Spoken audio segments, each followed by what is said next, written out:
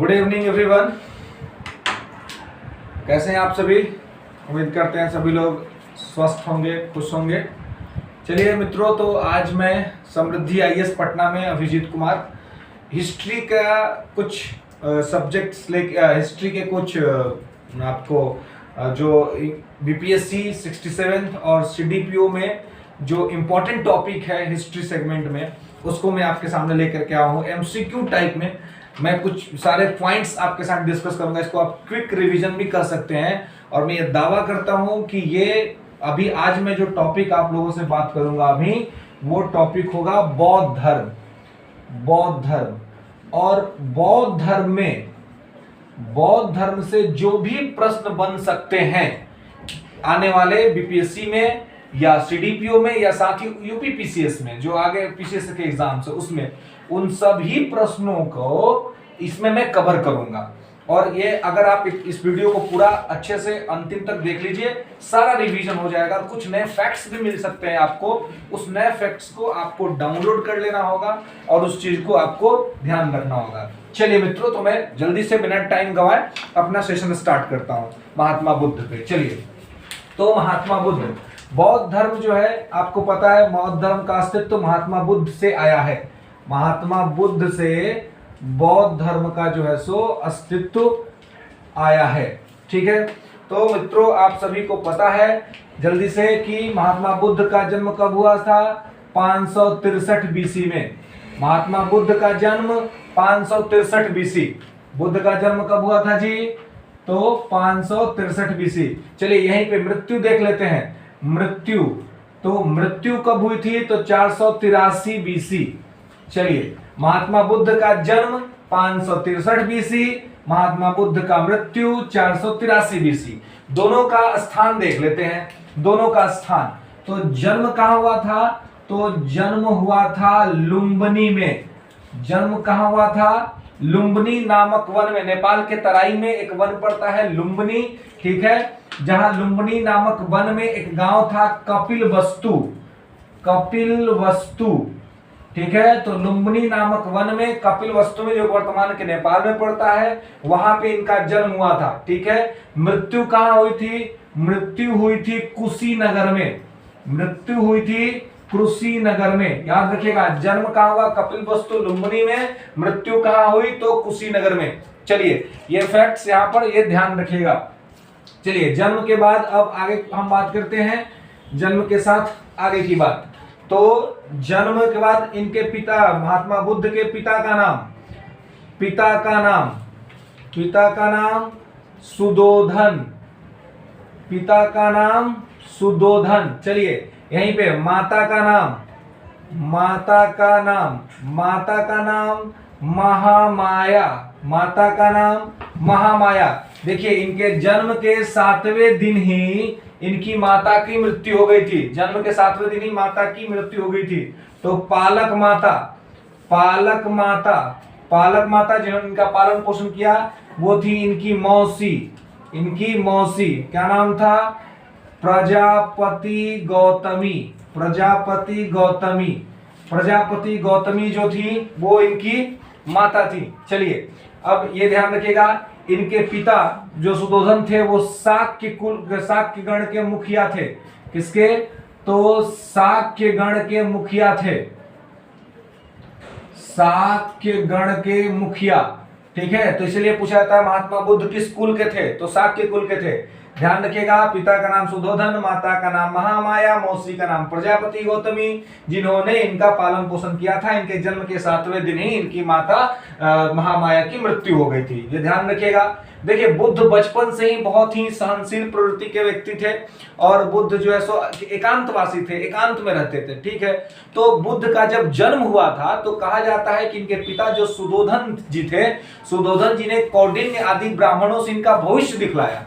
तो जब इनका भविष्य देखा गया तो भविष्य देखने के क्रम में कौंडिन्य आदि मुनियों ने सुदोधन जी से कहा कि देखिए आपका जो ये पुत्र है ये हो सकता है कि भविष्य में बहुत बड़ा सम्राट बनेगा या फिर महान सन्यासी बनेगा, बहुत बड़ा सन्यासी बनेगा, राजपाट सब छोड़ छाड़ देगा। अब पिता सुधोधन को समस्या हो गई और पिता सुधोधन को लगने लगा कि अगर ये सन्यासी बन जाएगा तो मेरा जो है सो ये राजकाज कौन देखेगा। और इनका बचपन जो था, बचपन से जो इनका रुझान दिख रहा था वो सन्यासी बनने की तरफ ही दिख रहा था, राजा बनने की तरफ नहीं दिख रहा था। इसी वजह से किसी ने इनको सलाह दिया इनके पिता को कि देखिए इसका विवाह करवा दीजिए। देखते करते हैं आप लोग, पहले के जमाना में होता था ना, लोग कहते थे कि भाई लड़का बिगड़ रहा है तो शादी करा दो, शादी कर देंगे तो जिम्मेवारी आ जाएगा तो लड़का सुधर जाएगा। ये पहले के जमाना में एक कंसेप्ट था। अभी कंसेप्ट में मत चलिएगा, ना तो काम सब खराब हो तो सब काम बर्बाद हो तो कैसे कि अब बनिएगा, बढ़िया होइएगा तभी शादी होगा, नहीं तो शादी नहीं होगा। देखिए ना सब चौक चढ़ा पर सब एकदम बाबड़ी उबड़ी झाड़ के खूब पैंट शर्ट पहन के सब घूम रहा है, को नहीं पूछता है शादी के लिए। शादी के लिए किसको पूछता है? जो योग्य है, ठीक है। तो अब योग्य होना पड़ेगा। तो किसी ने महात्मा बुद्ध के संदर्भ में सुधोधन जी को सलाह दिया कि इनका विवाह कर दीजिए। तो समय तो विवाह कर दिया गया इनका, तो इनका जो है सो विवाह हो गया, ठीक है। और विवाह जो हुआ वो 16 वर्ष की आयु में ही कर दिया गया। विवाह 16 वर्ष की अल्पायु में ही कर दिया गया। और जो इनका विवाह हुआ, इनकी पत्नी का नाम था यशोधरा। इनकी पत्नी का नाम था यशोधरा। ध्यान रखिएगा क्या था, इनकी पत्नी का नाम जो था वो यशोधरा था, ठीक है। पत्नी का नाम यशोधरा था। अब देखिए, तो इनकी पत्नी जो थी यशोधरा, ये किस कुल की थी? कभी कभी आपको कंफ्यूज करने के लिए पूछा सकता है, लेकिन ध्यान रखेंगे कि इनकी पत्नी जो यशोधरा थी यह भी शाक्य कुल की थी, ठीक है। महात्मा बुद्ध भी शाक्य कुल के और उनकी पत्नी भी शाक्य कुल की, यानी यशोधरा भी शाक्य कुल की ही थी। महात्मा बुद्ध का कुल कौन सा था? शाक्य था, क्योंकि इनके पिता का साक्षी था। अच्छा, तो ये मान लीजिए आपसे पूछा जा सकता है कि इनकी माता का कुल कौन सा था? इनकी माता का नाम ध्यान रखिएगा बाबू कि महात्मा बुद्ध की जो माता थी महामाया, वो किस कुल की थी? ध्यान रखिएगा, कोलिय कुल। कोलिय कुल, एकदम ध्यान रखिएगा, कोलिय कुल, ठीक है। महात्मा बुद्ध का जो कुल था वो क्या था जी? शाक्य कुल था। साथ ही इनकी पत्नी का कुल भी शाक्य था, शाक्य कुल से आई थी। और इनकी माता महामाया का कुल कोलिय कुल था। ध्यान रखिएगा, कोलिय गणराज्य से आई थी, कोलिय कुल था। ओके, चलिए अब एक चीज, विवाह इनका हो गया यशोधरा से, ठीक है। यशोधरा शाक्य कुल की थी और 16 वर्ष की आयु में। साथ ही देखिए इनका बचपन का नाम, इनका बचपन का नाम, बचपन का नाम, बचपन का नाम, देखिए बचपन का नाम से वो गाना आया था, बड़ी फेमस होता जी, बचपन का प्यार मेरा भूल नहीं जाना रे, ठीक है। तो उस सब चीज पे मत जाइएगा, अभी एग्जाम सामने आ रहा है, ठीक है। तो बचपन के प्यार व्यार के चक्कर में नहीं पड़ना है, बहुत गड़बड़ चीज होता है, ये सब काम गड़बड़ा देता है, ठीक है। तो इस पे ध्यान देना है। बचपन का नाम सिद्धार्थ, बचपन का नाम सिद्धार्थ, बचपन का नाम क्या था? सिद्धार्थ था। इनका एक और नाम था जी, तथागत, तथागत भी इनका नाम था। तथागत भी इनको कहते थे लोग, ठीक है, इनको तथागत भी कहते थे। तो देखिए ये इनका पारिवारिक परिचय है, तो ये ध्यान रखिएगा।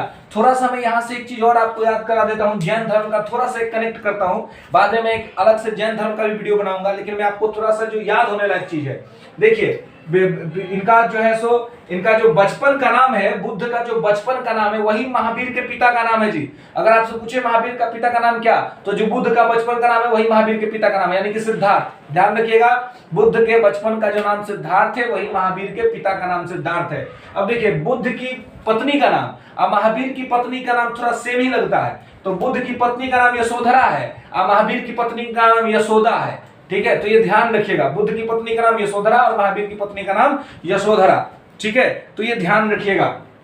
चलिए अब हम लोग थोड़ा सा आते हैं बुद्ध के ज्ञान पर, ठीक है, ज्ञान प्राप्ति पर। ये तो पारिवारिक परिचय था, ये ध्यान रखिएगा, ठीक है। अब आते हैं हम लोग इनके ज्ञान पर। ज्ञान देखिए क्या है कि विवाह हो जाने के बाद भी बुद्ध का जो मन था वो संसार में जो है सो नहीं रमता था, ठीक है। संसार में जो है सो इनका मन नहीं रमा और ये संसार से इनका मन उबता था, ठीक है।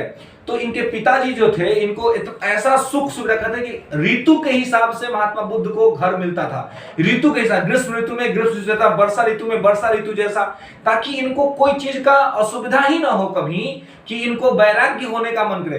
देखते हैं आप लोग कि वैराग्य होने का मन कब करता है? जब देखते हैं ना किसी के जीवन में बहुत कष्ट होता है तो क्या कहता है, मन कर रहा है कि जीवन छोड़ दे, मन कर रहा है कि सन्यासी बन जाए, सब छोड़ छाड़ दे, ये होता है ना। तो उनके पिताजी सुधोधन जो थे, उन्होंने ऐसा एनवायरमेंट क्रिएट किया था कि कोई कमी नहीं हो, कमी ही ना हो इनके जीवन में। लेकिन क्या हुआ कि एक दिन कुछ ऐसी बातें हुई कि ये निकल गए बाहर घूमने के लिए, ठीक है। और जब बाहर घूमने के लिए जब निकले तो इन्होंने कुछ दृश्य देखा था, ठीक है, कुछ प्रमुख दृश्य देखे थे। तो इन्होंने 4 प्रमुख दृश्य देखा था जी, 4 प्रमुख दृश्य देखे बुद्ध ने, ठीक है, 4 प्रमुख दृश्य देखा। अब ये 4 प्रमुख दृश्य क्या था जी? तो सबसे पहले तो बुद्ध जो इन्होंने देखा कि एक वृद्ध व्यक्ति देखा, ठीक है। इन्होंने क्या देखा? एक वृद्ध व्यक्ति, ठीक है, एक वृद्ध व्यक्ति देखा। अब ये जो वृद्ध व्यक्ति था वो अपने बुढ़ापा से थोड़ा परेशान था, तो इन्होंने वृद्ध व्यक्ति को देखा। थोड़ा और आगे बढ़े तो इन्होंने देखा बीमार व्यक्ति को। किसको देखा? बीमार व्यक्ति को। फिर थोड़ा और आगे बढ़े, बीमार व्यक्ति अपनी बीमारी से ये था। फिर थोड़ा और आगे बढ़े तो देखा मृत व्यक्ति को, मृत व्यक्ति को। अब देखा, इन्होंने देखा कि भाई बीमार आदमी है, जो बूढ़ा आदमी है वो अपने बुढ़ापा से दुखी है, जो बीमार व्यक्ति है वो बीमारी से दुखी है, जो मृत है उसके आसपास लोग सब दुखी हैं। और फिर एक उन्होंने जो चौथा दृश्य देखा वो देखा प्रसन्न मुद्रा में सन्यासी, प्रसन्न मुद्रा में सन्यासी। अब देखिए, तो ये 4 दृश्य बुद्ध ने देखे, वृद्ध व्यक्ति, बीमार व्यक्ति, मृत व्यक्ति, प्रसन्न मुद्रा में सन्यासी। और ये 4 दृश्य देखने के बाद बुद्ध का जो है वो मेंटलिटी ही चेंज हो गया, और बुद्ध को लगा कि संसार जो है वो दुख है और दुख से भरा हुआ है, तो क्यों ना हम सन्यासी ही बन जाए। यही सोच करके वो जब आप उस दिन घर लौटे तो क्या हुआ कि जब वो रात में सोने जाते थे तो उनकी पत्नी और उनके साथ जो है वो एक प्रकार से क्या किया जाता था, तो मतलब नृत्य का प्रोग्राम होता था, जिसमें जो राज्य की सुंदर गणिकाएं होती थी, सुंदर गणिकाएं, गणिका मतलब होता है वैश्या, तो जो सुंदर सुंदर गणिकाएं होती थी उनको लाया जाता था और बुद्ध के सामने उनको नचाया जाता था, ताकि बुद्ध संसारिकता में, विलासिता में इतने रम जाए कि बुद्ध को यहां से निकलने का मौका ही ना मिले। लेकिन बुद्ध को यह सब चीज रास नहीं आया, और बुद्ध एक रात ऐसे ही था जब वो दृश्य उनके मनोमस्तिष्क में घूम रहा था, रात्रि का समय था और वो नृत्य देख रहे थे। फिर क्या हुआ कि अचानक से सहसा उनको नींद लग गया और वो सो गए। फिर जब अचानक से उनका मतलब नींद खुलता तो देखते हैं कि उनकी पत्नी भी सोई हुई है और जितनी नृत्यांगनाएं हैं वो सब मतलब सोई हुई हैं, ठीक है, सब के सब जो है सो सोई हुई हैं। और उसके बाद वो वहां से जो है सो देखते हैं कि सब मतलब जो नृत्य कर रही थी खूबसूरत लग रही थी, लेकिन जब वो सोई हुई है, अचेतन अवस्था में है, तो फिर वो देखते हैं कि वो सब कुरूप और राक्षसी जैसी उनको लगती हैं। और उसी समय वो अपने पुत्र, उनको एक पुत्र भी था राहुल, उनका, हालांकि बुद्ध ने उसको राहु कहा, राहु कि ये हमको संसार में बांधने के लिए मोह है, लेकिन जब इतिहासकारों ने उसको राहुल कर दिया तो कहा जाता है कि उनको एक पुत्र था राहुल, ठीक है। तो राहुल और अपनी पत्नी को, यशोधरा को सोते हुए छोड़ करके वो निकल गए, ज्ञान प्राप्ति के लिए निकल गए, ठीक है, ज्ञान प्राप्ति के लिए निकल गए। तो थोड़ा चलिए ज्ञान प्राप्ति पे समझते हैं कि ज्ञान प्राप्ति में के क्या क्या फैक्ट्स हो सकते हैं। तो देखिए 29 वर्ष की अवस्था में उन्होंने अपना घर छोड़ दिया, ठीक है, गृह त्याग। कभी कभी यह प्रश्न बनता है कि गृह त्याग की घटना, और ये बीपीएससी में पूछा भी जा चुका है जी, कि गृह त्याग की घटना बौद्ध धर्म में क्या कहलाती है? तो इसको कहते हैं महाभिनिष्क्रमण। याद रखिएगा, महाभिनिष्क्रमण। बौद्ध धर्म में गृह त्याग की घटना महाभिनिष्क्रमण कहलाती है, ठीक है। जब उन्होंने घर छोड़ दिया, ठीक है, तो ये घर छोड़ने की घटना को महाभिनिष्क्रमण कहते हैं। 29 वर्ष की अवस्था में घर छोड़ दिए और घर से निकल करके ये कहां पहुंचे? गया पहुंचे, सॉरी, लेकिन गया थोड़ा लेट पहुंचे, पहले वे वैशाली पहुंचे। पहले कहां पहुंचे? वैशाली। घूमते हुए पहले वैशाली पहुंचे। कभी कभी आपसे पूछा जाता है कि बुद्ध के गुरु का नाम क्या था? बुद्ध के गुरु का नाम, तो बुद्ध के जो प्रारंभिक गुरु माने जाते हैं उनका नाम है अलार कलाम। नाम क्या है? अलार कलाम। अलार कलाम को बुद्ध का गुरु माना जाता है। ये सांख्य दर्शन से जुड़े हुए हैं अलार कलाम साहब, ठीक है, और इनको सांख्य दर्शन का विद्वान माना जाता है अलार कलाम को। तो अलार कलाम बुद्ध के गुरु माने जाते हैं। लेकिन के साथ साथ फिर अलार कलाम से उन्होंने थोड़ी बहुत शिक्षाएं ली, फिर यहां से आगे निकल के राजगृह पहुंचे। तो जब राजगृह पहुंचे तो राजगृह में इनकी मुलाकात हुई रुद्रक रामपूत से। रुद्रक रामपूत से इनकी मुलाकात हुई वैशाली में। किससे? रुद्रक रामपूत से। और जब रुद्रक रामपूत से इनकी वैशाली में मुलाकात हुई तो उनसे भी कुछ इन्होंने ज्ञान प्राप्त, इसलिए रुद्रक रामपूत को भी बुद्ध के गुरु के तौर पर देखा जाता है कि बुद्ध के गुरु जो थे वो रुद्रक रामपूत भी थे। ठीक है, तो यहाँ पर ये ध्यान रखिएगा कि बुद्ध के गुरु के तौर पर रुद्रक रामपूत को ही माना जाता है, अलारकराम रुद्रक रामपूत। ठीक है, तो बीपीएससी जैसे एग्जाम में अगर प्रश्न पूछता है ये दोनों ऑप्शन में रहेंगे तो आप ई के साथ जाएंगे, इनमें से कोई नहीं, इनमें से एक से अधिक। ठीक है, कि अलारकराम और रुद्रक रामपूत दोनों को जो है सो क्या माना जाता है, तो दोनों को इनके गुरु के तौर पर देखा जाता है। ठीक है, तो ये यहां तक इस बात को ध्यान रखेंगे। चलिए, अब क्या है कि जब यहाँ से राजगृह से फिर वो आगे निकले, राजगृह से आगे निकले, और राजगृह से जब आगे निकले, यहाँ तक क्लियर है, राजगृह से आगे निकले और राजगृह से आगे निकले कहाँ पहुंचे? उरुवेला। उरुवेला कहाँ जी? तो आज वर्तमान का जो गया आप देख रहे हैं, इस गया का प्राचीन नाम है उरुवेला। ठीक है, तो कहाँ पहुंचे? उरुवेला।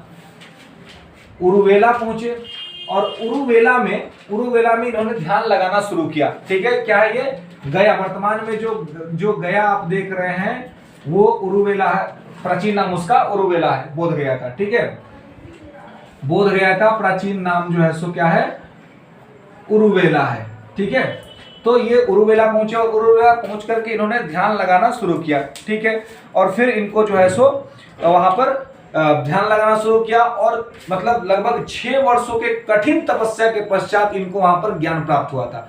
हालांकि एक चीज कहा जाता है कि वहां पे इनके साथ कुछ ब्राह्मण मित्र भी थे जो इनके साथ थे, और सब लोग भूखे प्यासे रह करके ध्यान लगाते थे ज्ञान प्राप्ति के लिए, और किसी को ज्ञान प्राप्त नहीं हुआ। ठीक है, और वहां की स्थिति ऐसी बनी कि इनका शरीर बहुत कमजोर हो गया, एकदम जर्जर हो गए थे।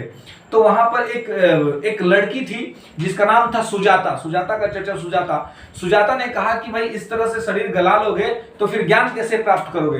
तो सुजाता के कहने पर सुजाता ने कहा कि पहले कुछ खा लो, शरीर में ऊर्जा होगी तभी ज्ञान प्राप्त होगा। सुजाता के कहने पर सुजाता ने इनको कटोरे में दूध और भात दिया खाने के लिए, दूध और चावल। ठीक है, और वो इन्होंने खाया और खाने के बाद फिर ज्ञान पे बैठे। तो कहा जाता है कि वो सुजाता जो थी वो निम्न वर्ग की कन्या थी, निम्न कुल की थी। तो इस वजह से जो बाकी जो ब्राह्मण मित्र थे इनके, वो इनका साथ छोड़ करके चले गए और बुद्ध ने वो खाया और खा करके ज्ञान के लिए बैठे। और कहा जाता है कि 6 वर्ष के कठिन तपस्या के पश्चात, 6 वर्ष के कठिन तपस्या के पश्चात यानी कि 35 वर्ष की आयु में, 35 वर्ष की आयु में बुद्ध को ज्ञान प्राप्त हुआ। और जो ज्ञान प्राप्त हुआ उसका नाम है बोधि। बुद्ध को जो ज्ञान प्राप्त हुआ उसका नाम है बोधि। और इसी बोधि को मिलने के बाद बुद्ध क्या हो गए? जो महात्मा बुद्ध, इनका नाम के साथ जुड़ गया बुद्ध। ठीक है, बोधि के बाद इनके नाम के साथ जुड़ गया बुद्ध। बोधि इनको प्राप्त हुआ। ठीक है, और यही ज्ञान प्राप्ति की जो घटना है, ये ज्ञान प्राप्ति की घटना बौद्ध धर्म में निर्वाणा कहलाती है। क्या कहलाती है? निर्वाणा। कि इनको निर्वाणा प्राप्त हुआ कब? निर्वाण कब प्राप्त हुआ? तो निर्वाण प्राप्त हुआ इनको ज्ञान जब प्राप्त हुआ तब। याद रखिएगा, यहाँ पे कंफ्यूजन होता है कि महापरिनिर्वाण या निर्वाण।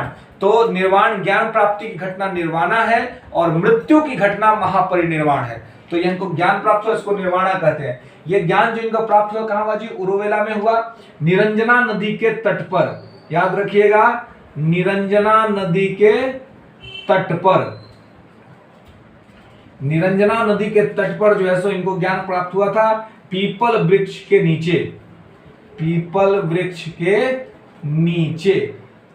ठीक है, ध्यान रखिएगा, पीपल वृक्ष के नीचे जो है सो इनको क्या हुआ? ज्ञान प्राप्त हुआ। ठीक है, तो उसके बाद से बुद्ध कहने लगे। तो इनका बचपन का नाम सिद्धार्थ था, इनको तथागत कहा। नाम जो है सो महात्मा बुद्ध है, सिद्धार्थ है, तथागत है, शाक्य मुनि है, ये सारे नाम इनको है। बोधि नाम बेसिकली जो बोधि इनको ज्ञान प्राप्त हुआ, वहां से ये बुद्ध हो गए थे। ठीक है, अब चलिए, जब ज्ञान प्राप्ति के बाद इनका प्रथम उपदेश, प्रश्न बहुत बार पूछा गया है, लास्ट टाइम भी पूछा था कि इनका प्रथम उपदेश कहाँ हुआ था। तो प्रथम उपदेश, बुद्ध ने अपना प्रथम उपदेश कहाँ दिया था? प्रथम उपदेश, तो प्रथम उपदेश बुद्ध का हुआ था ऋषिपतन में। ऋषिपतन। अब ये ऋषिपतन कहाँ है जी? तो सारनाथ का प्राचीन नाम है ऋषिपतन। सारनाथ का प्राचीन नाम है ऋषिपतन। ध्यान रखिएगा, प्रथम उपदेश इनका हुआ था ऋषिपतन में। सारनाथ जो है सो उसका वर्तमान नाम है और प्राचीन नाम ऋषिपतन है। वहां उन्होंने 5 ब्राह्मणों को शिक्षा दी थी। ये 5 ब्राह्मण कौन थे? ये वही 5 ब्राह्मण थे जो मैंने आपको बताया कि गया से इनका साथ छोड़ के चले गए थे, जो सुजाता के हाथ से खाना खा लिए थे इस वजह से। तो उन 5 ब्राह्मणों को इन्होंने क्या किया, वहां पर दीक्षा भी दिया। तो प्रथम जो इन्होंने लेक्चर दिया वो कहां दिया? ऋषिपतन में दिया, जिसका वर्तमान नाम सारनाथ है, बनारसी में के पास पड़ता है। ठीक है, और इस घटना को, प्रथम उपदेश की जो घटना, उसको बौद्ध धर्म में क्या कहते हैं जी? धर्म चक्र प्रवर्तन। इसको बोलते हैं धर्म चक्र प्रवर्तन। बौद्ध धर्म के इनका पहला फर्स्ट जो लेक्चर है वो क्या कहलाता है? तो वो कहलाता है धर्म चक्र प्रवर्तन। ठीक है, तो ध्यान रखिएगा, ये धर्म चक्र प्रवर्तन कहलाता है। ठीक है, अब देखिए इस प्रकार से अब जो है सो ये बुद्ध जो है वो घूम घूम करके अलग अलग जगहों पर जा करके इन्होंने क्या किया? तो अपना लेक्चर देने का काम प्रारंभ किया। अलग अलग जगह पर जाकर के इन्होंने क्या किया? अपने धर्म का प्रचार किया। ठीक है, सबसे ज्यादा प्रचार बुद्ध ने किस राज्य में अपने धर्म का किया था? सबसे ज्यादा प्रचार, ये आपसे पूछा सकता है, सबसे ज्यादा प्रचार बुद्ध ने किस धर्म अपना कहां पे किया था? तो सबसे ज्यादा जो इनका प्रचार हुआ था वो प्रचार इन्होंने किया था कौशल प्रदेश में। कौशल प्रदेश में सबसे ज्यादा प्रचार प्रसार इनका हुआ था कौशल प्रदेश में, जहां का राजा था राजा प्रसेनजित। राजा प्रसेनजित जो था वो वहां का राजा था। ठीक है, और उसने जो है सो अपने राज्य में इनको आश्रय दिया था, और वहां पर जो है उसने एक बिहार भी बनाया था जिसका नाम था पुब्बाराम बिहार। उसका नाम था पुब्बाराम बिहार। उसका नाम था पुब्बाराम बिहार। पुब्बाराम बिहार इसी में कौशल प्रदेश में, इसी बिहार में महात्मा बुद्ध जो है वो रहा करते थे, पुब्बाराम बिहार में। ठीक है, तो ये सारा जो है सो ये इसी जगह पे रहते थे और इस प्रकार से अपने धर्म का जो है सो प्रचार प्रसार करते थे। ठीक है, अब जो है महात्मा बुद्ध जो है उनका जो मृत्यु है वो मृत्यु मैंने स्टार्टिंग में ही आपको बताया था 483 ईसा पूर्व में हुआ था, और 483 ईसा पूर्व में इनका जो मृत्यु है वो कहाँ हुआ था? कुशीनगर में हुआ था। मृत्यु जो है इनका कहाँ हुआ था? तो कुशीनगर में हुआ था। कुशीनगर में कब हुआ था? 483 बीसी में हुआ था। कुशीनगर में 483 बीसी में हुआ था मृत्यु इनका। और इसको बौद्ध धर्म में इस घटना को क्या कहते हैं? महापरिनिर्वाण। इसको बौद्ध धर्म में कहते हैं महापरिनिर्वाण। बौद्ध धर्म में क्या कहते हैं? महापरिनिर्वाण। ध्यान रखेंगे, बौद्ध धर्म इसको कहते हैं महापरिनिर्वाण। ठीक है, तो इनका जो मृत्यु है वो 483 ईसा पूर्व में हुआ था। चलिए बुद्ध की शिक्षा, बुद्ध की थोड़ी शिक्षा के बारे में बात कर लेते हैं, एजुकेशन के बारे में, कि बुद्ध ने शिक्षा क्या दिया। बुद्ध ने शिक्षा क्या दिया? तो बुद्ध की शिक्षा देखिए, बुद्ध ने कहा कि संसार जो है वो दुख में है। उन्होंने 4 आर्य सत्य, इस संदर्भ में उन्होंने 4 आर्य सत्य कहे हैं। शिक्षा में उनका प्रमुख है 4 आर्य सत्य। 4 आर्य सत्य क्या है? तो 4 आर्य सत्य है, वो कहते हैं दुख, दूसरा कहते हैं दुख समुदाय, तीसरा कहते हैं दुख निरोध, और चौथा कहते हैं दुख निरोध गामिनी प्रतिपदा अष्टांगिक मार्ग। ठीक है, अष्टांगिक मार्ग। तो दुख समुदाय, दुख निरोध गामिनी प्रतिपदा अष्टांगिक मार्ग। ठीक है, तो यहां पर जो है सो बुद्ध क्या कहते हैं? तो यहां पर ये कहते हैं कि संसार दुख है, संसार में दुख है, और संसार क्या है? पूरा संसार दुख में है, और दुख से अगर निकलना है, दुख से बाहर आना है, तो दुख निरोधगामिनी प्रतिपदा अष्टांगिक मार्ग, 8 रास्तों पे चलना पड़ेगा, बोलते हैं 8 फोल्डिंग पाथ। तो 8 फोल्डिंग पाथ पे चलेंगे तो आपका जो दुख है वो दुख खत्म हो जाएगा और आप जो है सो निर्वाण प्राप्त कर लेंगे, यानी कि ज्ञान प्राप्त कर लेंगे। ठीक है, तो ये दुख खत्म करने के लिए इन्होंने 8 रास्ते बताए हैं। 8 रास्ता क्या है जी, ये याद रखिएगा और ध्यान रखिएगा। 8 रास्ता में क्या है, तो पहला है सम्यक दृष्टि। क्या है, सम्यक दृष्टि। दूसरा है सम्यक संकल्प। ठीक है, दूसरा है सम्यक संकल्प। और तीसरा है सम्यक वाक। और चौथा है सम्यक कर्म। देखिए, तो 4 याद रखिए, सम्यक दृष्टि, सम्यक संकल्प, सम्यक वाक, सम्यक कर्म। ठीक है, फिर सम्यक अजीव। सम्यक अजीव, सम्यक कर्म के बाद ध्यान रखिए, तो 5 हो गया, सम्यक दृष्टि, सम्यक संकल्प, सम्यक वाक, सम्यक अजीव, सम्यक व्यायाम, इसके बाद सम्यक व्यायाम, उसके बाद सम्यक, याद रखिए, सम्यक दृष्टि, सम्यक संकल्प, सम्यक वाक, सम्यक कर्म, सम्यक अजीव, सम्यक व्यायाम, उसके बाद सम्यक स्मृति, सम्यक स्मृति, सम्यक स्मृति, उसके बाद सम्यक स्मृति, और फिर तब हो गया सम्यक समाधि। सम्यक समाधि, ठीक है, सम्यक दृष्टि, सम्यक संकल्प, सम्यक वाक, सम्यक कर्म, सम्यक अजीव, सम्यक व्यायाम, सम्यक स्मृति और सम्यक समाधि।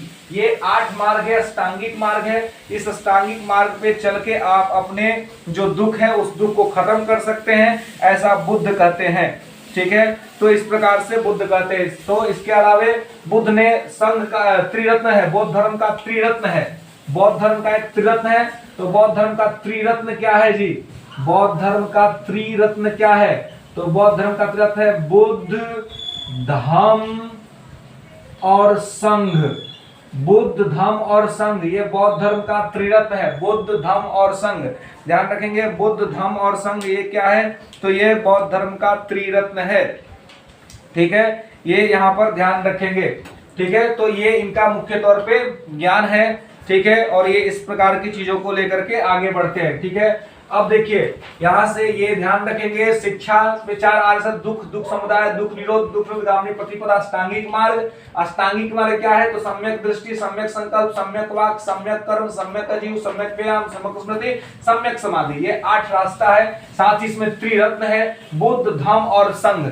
ठीक है, तो इस प्रकार से रास्ते पे चल करके जो है सो आप अपने दुख को जो है सो कम कर सकते हैं, खत्म कर सकते हैं और आप निर्वाण प्राप्त कर सकते हैं। तो ये मुख्य तौर पे शिक्षा है, इसको आपको ध्यान रखना है। इसके अलावा जो सबसे ज्यादा जहां से प्रश्न बनता है वो बौद्ध संगति से, बौद्ध संगति से, बौद्ध संगति से भी प्रश्न बनता है। संगति मतलब बुद्ध के मृत्यु के पश्चात जो है सो बौद्ध धर्म की संगतियां बुलाई गई। ठीक है, तो वो आपको ध्यान रखना है कि बौद्ध धर्म की संगतियां क्या थी। चलिए, तो इसको थोड़ा सा समझ लीजिए। पहले इसमें मुख्य तौर पे 4 बौद्ध संगतियों आपको ध्यान रखना है, 4 बौद्ध संगति। ठीक है, तो इसमें क्या क्या ध्यान रखना है, वर्ष ध्यान रखना है, आपको स्थान ध्यान रखना है कि कहां पर हुआ था, आपको अध्यक्ष ध्यान रखना है कि किसकी अध्यक्षता में हुई थी। इसके साथ ही आपको शासक का नाम याद रखना है, शासक कि शासक कौन था उस टाइम पे, शासक जो है वो कौन था, स्थान, अध्यक्ष, शासक। ठीक है, तो चलिए, पहला जो बौद्ध संगति हुआ था वो 483 बीसी में हुआ था। पहला बौद्ध संगति 483 बीसी में हुआ था। कहां हुआ था, राजगृह में हुआ था, राजगृह में। पहली बौद्ध संगति 483 बीसी राजगृह में हुआ था। ठीक है, और जो अध्यक्ष था उसका नाम था महाकश्यप, महाकश्यप। अब देखिए ध्यान दीजिएगा कि इसी वर्ष महात्मा बुद्ध मरे थे, तो जिस वर्ष महात्मा बुद्ध मरे थे उसी वर्ष राजगृह में प्रथम बौद्ध संगति बुलाई गई। अध्यक्ष कौन था, महाकश्यप था, और शासक का नाम था अजातशत्रु। शासक का नाम क्या था, अजातशत्रु। अजातशत्रु जो है वो शासक का नाम है, ध्यान रखेंगे, शासक का नाम अजातशत्रु। द्वितीय बौद्ध संगति 383 बीसी पूर्व, ठीक 100 साल बाद, 100 साल बाद हुआ। 383 बीसी में कहा हुआ, वैशाली में हुआ। कहां हुआ, वैशाली में। ठीक है, दूसरा हुआ 383 ईसा पूर्व वैशाली में, और अध्यक्ष कौन था, सुब्बुकामी। अध्यक्ष था सुबुकामी और शासक था कालाशोक। शासक था कालाशोक, ठीक है। शासक कौन था? कालाशोक। ध्यान रखिएगा, कालाशोक शिशुनाग वंश का था। अजातशत्रु जो था वो हर्यक वंश का था, हर्यक वंश का शासक था। तृतीय बौद्ध संगति, डेट कुछ फिक्स नहीं है, सामान्य तौर पे इसको 250 के आसपास में माना जाता है, कम बेस हो सकता है। याद रखिएगा ये डेट आपसे नहीं पूछा जाएगा, ठीक है। 250 बीसी के अप्रोक्स में हुआ था लगभग, मैं यहाँ पे लिख देता हूं क्योंकि एग्जैक्ट डेट किताबों में नहीं मिलता है। 250 बीसी, ठीक है। और कहां हुआ था? पाटलिपुत्रा में। कहां हुआ था? पाटलिपुत्रा में। पाटलिपुत्रा में हुआ था। अध्यक्ष कौन था जी? तो अध्यक्ष जो था इस टाइम पे, अध्यक्ष का जो नाम था वो था मोगलीपुतिस।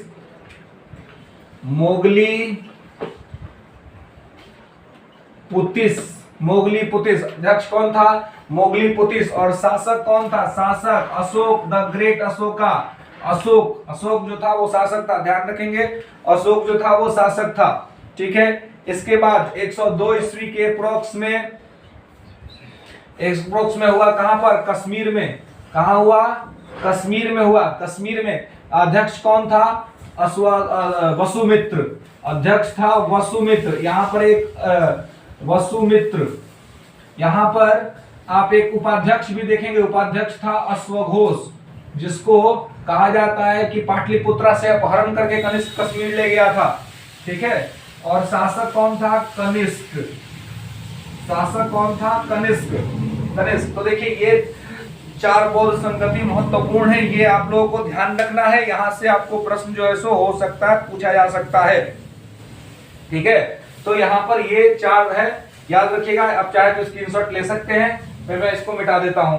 ये ध्यान रखिएगा, यहाँ से में से कहीं से कोई भी प्रश्न आपसे बन सकता है, ठीक है। तो याद रखिएगा। चलिए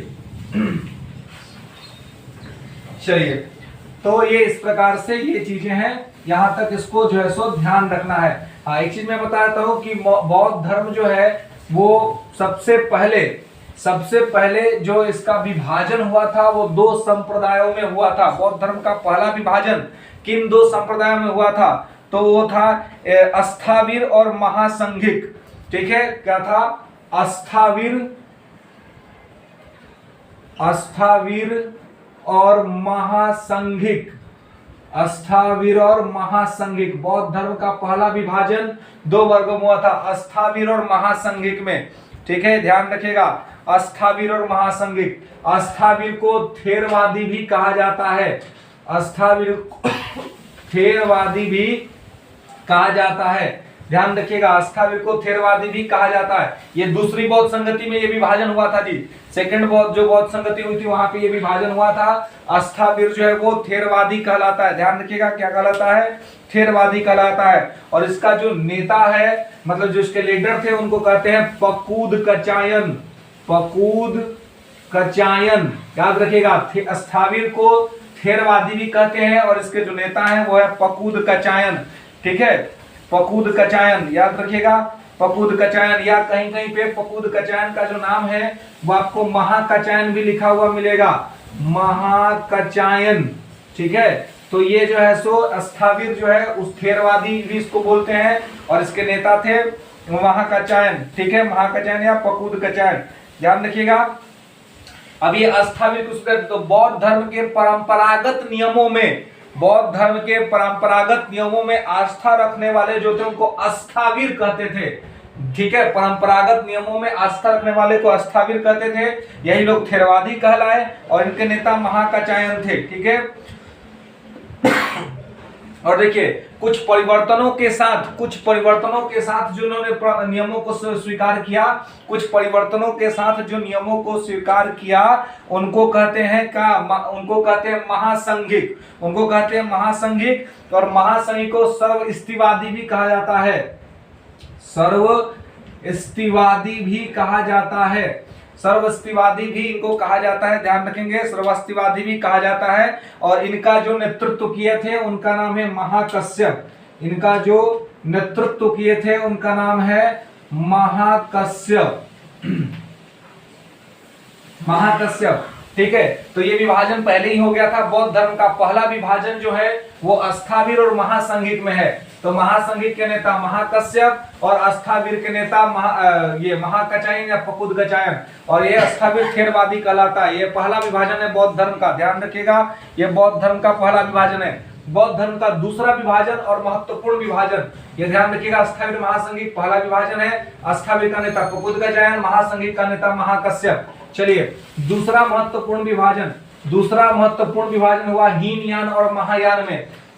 दूसरा महत्वपूर्ण विभाजन हुआ, ध्यान रखिएगा, हीनयान और महायान में। क्या हुआ? हीनयान और महायान में। हीनयान और महायान, दूसरा महत्वपूर्ण जो विभाजन हुआ वो हीनयान और महायान में हुआ। ये कब हुआ था? तो चतुर्थ बौद्ध संगति में। चतुर्थ बौद्ध संगति में हीनयान और महायान में ये बंटवारा हो गया था। ठीक है, तो ध्यान रखेंगे हीनयान और महायान। ये चतुर्थ बौद्ध संगति कश्मीर कुंडल वन, जिसके अध्यक्ष वसुमित्र थे, अध्यक्ष अश्वघोष थे और शासक का नाम कनिष्क था। वहां पर ये दो भाग में इसका बंटवारा हुआ था चतुर्थ बौद्ध संगति में, हीनयान और महायान। क्लियर है? चलिए, तो यहां तक ध्यान रखेंगे। चलिए अब क्या है, तो यहाँ पर कुछ इंपॉर्टेंट और कुछ फैक्ट्स पे हम लोग बात कर लेते हैं थोड़ा सा, कि बुद्ध के संदर्भ में महत्वपूर्ण फैक्ट्स क्या है। ठीक है, तो बुद्ध को एशिया का ज्योतिपुंज कहा जाता है। बुद्ध को एशिया का ज्योतिपुंज कहा जाता है जी, ध्यान रखिएगा। एशिया का ज्योतिपुंज किसे कहते हैं? एशिया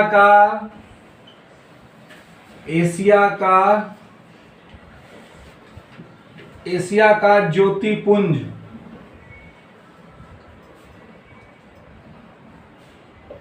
एशिया का ज्योतिपुंज कौन कहलाता है? तो बुद्ध कहलाता है, बुद्ध कहलाते हैं। एशिया के ज्योतिपुंज किसे कहते हैं? तो बुद्ध को कहते हैं।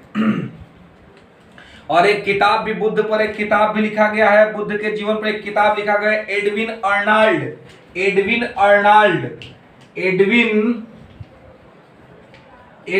अर्नाल्ड। ये पूछा हुआ प्रश्न भी है जी, ध्यान रखिएगा। एडविन अर्नाल्ड ने बुद्ध के जीवन पर एक पुस्तक लिखी, जिसका नाम है लाइट ऑफ एशिया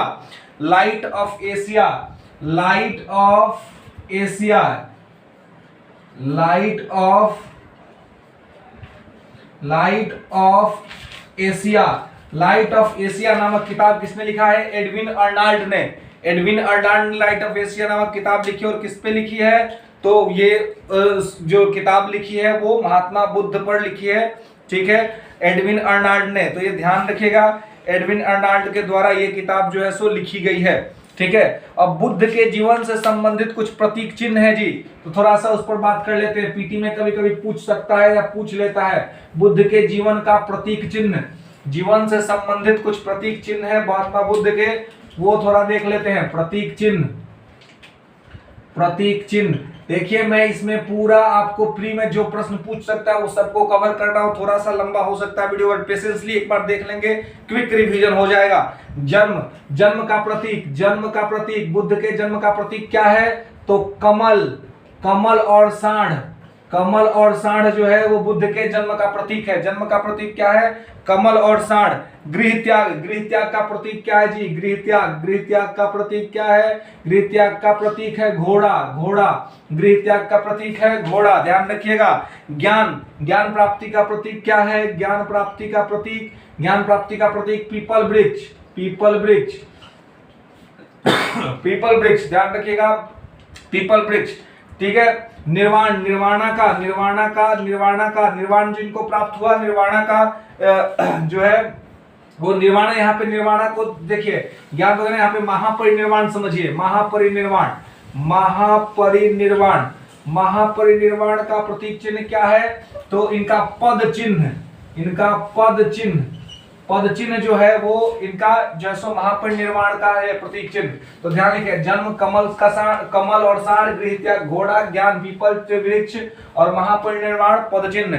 ठीक है, ये ध्यान रखिएगा, ये चीज यहाँ पर ध्यान रखिएगा। ठीक है, कि ये इनके जीवन से संबंधित प्रतीक चिन्ह है। ठीक है, ये इस यहाँ पर ध्यान रखिएगा।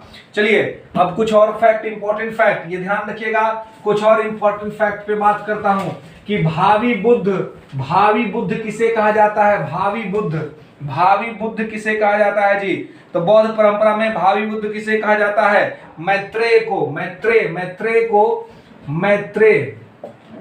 मैत्रेय को भावी बुद्ध कहा गया है। किसको? मैत्रेय को भावी बुद्ध कहा गया है। मैत्रेय को भावी बुद्ध कहा गया है, ठीक है। और अवलोकितेश्वर प्रधान बोधिसत्व कौन है? बौद्ध धर्म में प्रधान बोधिसत्व, बौद्ध धर्म में ये देखिए मैत्रेय कौन है? मैत्रेय है भावी बुद्ध।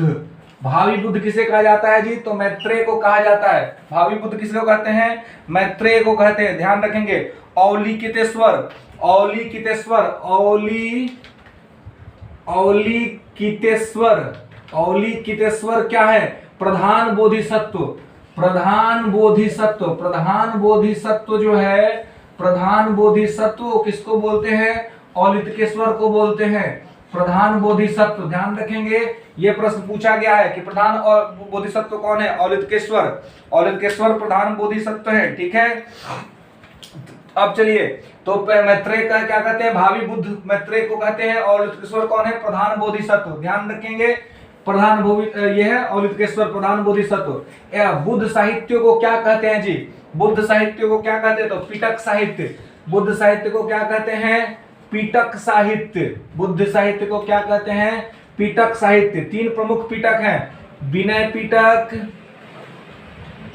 विनय पिटक, सूत पिटक और अभिधम पिटक,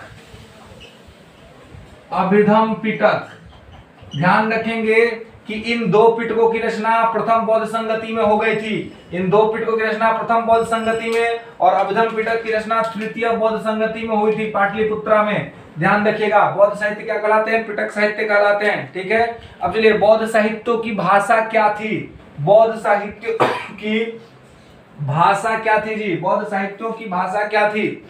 बौद्ध साहित्यों की भाषा, तो बौद्ध साहित्यों की भाषा जो है वो पाली थी, पाली भाषा थी। याद रखेंगे, पाली भाषा थी। ध्यान रखेंगे, पाली भाषा थी। हालांकि आपको मैं एक चीज बता दूं कि बुद्ध का जो कहीं कहीं आपको देख सकते बुद्ध का जो लेक्चर होता था वो पाली भाषा में होता था, लेकिन जो प्रमुख उनके साहित्य हैं वो प्राकृत भाषा में लिखे जाते थे, ठीक है। तो बुद्ध का लेक्चर पाली में होता था, प्रमुख साहित्य जो है वो प्राकृत भाषा में लिखे जाते थे। लेकिन त्रिपिटक का जो भाषा है वो पाली है, त्रिपिटक का जो भाषा है वो पाली है, ये ध्यान रखेंगे, ठीक है। तो ये सारा चीज जो है इसके अंतर्गत है, ठीक है। अब चलिए, कुछ प्रमुख बौद्ध ग्रंथ हैं जिनके बारे में कभी कभी प्रश्न आपसे पूछ लिया जाता है कि कौन लिखा था, या कुछ महत्वपूर्ण बौद्ध फिलोसोफर हैं, जैसे नागसेन। नागसेन का नाम आपने सुना होगा। नागसेन जो है वो उन्होंने एक किताब लिखा था जिसका नाम है मिलिंद पन्नो, मिलिंद पन्नो। तो ये सब ध्यान रखेंगे, मिलिंद पन्नो जो है सो उनका एक प्रमुख ग्रंथ है, ठीक है। तो ये सारा चीज है। अब देखिए, कभी कभी एक प्रश्न पूछता है कि भूमि स्पर्श मुद्रा, बुद्ध की भूमि स्पर्श मुद्रा से क्या तात्पर्य है? बुद्ध की भूमि स्पर्श मुद्रा, बुद्ध की कभी कभी आप कोई फोटो देख सकते हैं जिसमें भूमि स्पर्श उन्होंने किया है। भूमि स्पर्श मुद्रा से क्या तात्पर्य है? बुद्ध की भूमि स्पर्श मुद्रा से क्या तात्पर्य है जी? कभी कभी यह प्रश्न पूछ सकता है। तो ध्यान रखेंगे कि अपने तप की सूचिता और निरंतरता को बनाए रखने से, इसका अर्थ है अपने तप की सूचिता, अपने तप की सूचिता, सूचिता मतलब पवित्रता, अपनी तप की सूचिता और निरंतरता को बनाए रखने से, निरंतरता को बनाए रखने से, अपने तप की सूचिता और निरंतरता को बनाए रखने से इसका तात्पर्य है भूमि स्पर्श मुद्रा का। चलिए, तो यहां तक में हमने कुछ इंपॉर्टेंट बौद्ध धर्म से, और भी बहुत सारी चीजें हैं, लेकिन ये जो हमने कुछ कवर किया है, ये अगर आप एक बार रिवीजन कर लेते हैं, आपसे मुझे लगता है कि 35 मिनट के अप्रॉक्स या 40 मिनट के अप्रॉक्स का वीडियो हुआ होगा। ये एक बार आप पूरा अच्छा से सुन लेते हैं, रिवीजन कर लेते हैं, तो बौद्ध धर्म से पूछे जाने वाला कोई भी प्रश्न आपसे नहीं छूटेगा। अगर ये पूरा पसंद आए तो आप चैनल को लाइक करिए, शेयर करिए, सब्सक्राइब करिए। मैं फिर कल एक नए टॉपिक के साथ आऊंगा जिसमें क्विक रिवीजन कराऊंगा, इसी तरह से वो होगा जैन धर्म। धन्यवाद मित्रों।